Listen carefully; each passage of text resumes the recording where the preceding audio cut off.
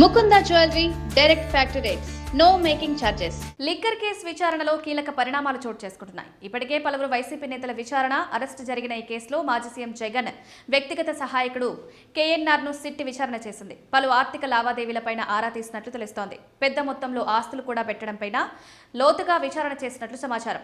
అయితే కేఎన్ఆర్ నుంచి దాటవేసే విధంగా సమాధానాలు వచ్చాయని చెప్తున్నారు.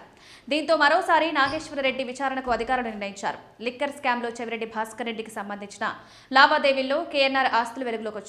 వాటి ఆధారంగా విచారణకు పిలిపించి సిట్ అధికారులు ప్రశ్నించారు.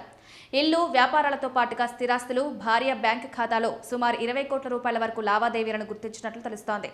తిరుపతి జిల్లా కేవీబీపురం మండలంలో ఒల్లూరు వద్ద కేవీఆర్ ఇన్ఫ్రా పేరుతో వేసిన 47 ఎకరాలే లేఅవుట్ వివరాలు బయటపడ్డాయి. అందులో నుంచి ఆస్తులు కొనుగోలు చేసిన వారిలో జగన్ వద్ద వ్యక్తిగత సహాయకుడిగా పనిచేస్తున్న కేఎన్ఆర్ పేరిట 10 ఎకరాలు 2021లో రిజిస్టర్ అయినట్లు తేలింది. ఎకరా 8 లక్షల చొప్పున 10 ఎకరాల ఆస్తిని కేఎన్ఆర్ 81 లక్షలకు కొనుగోలు చేసినట్లు గుర్తించారు.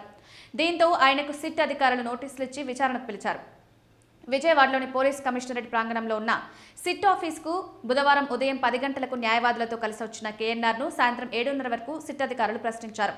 చెవిరెడ్డి కుటుంబానికి చెందిన కేవీఆర్ ఇన్ఫ్రాలో 10 ఎకరాల భూమి కొనుగోలు చేయడానికి 81 లక్షల డబ్బు ఎక్కడి నుంచి వచ్చిందని సిట్ అధికారులు ప్రశ్నించారు. తనకు గుర్తులేదని, ఆడిటర్ చూసుకుంటారని కేఎన్ఆర్ బదిలించినట్లు సమాచారం. తనకు విజయవాడలో కార్ల షోరూంలో భాగస్వామ్యం ఉందని, బామర్ది రఘునాథ్ రెడ్డి పేరుతో ఉన్న ఐటీ కంపెనీలో భార్య శశికళకు వాటా ఉందని వెల్లడించినట్టు తెలిసింది. కాగా లిక్కర్ స్కామ్లో కీలక నిందితులందరితోనూ కేఎన్ఆర్ నిరంతరం ఫోన్లో మాట్లాడినట్టు సిట్ కాల్ డేటా సేకరించింది. కేఎన్ఆర్కు బెంగళూరులో 2 ఫ్లాట్లు, తిరుపతిలో మరో 2 ఉన్నట్లు గుర్తించారు.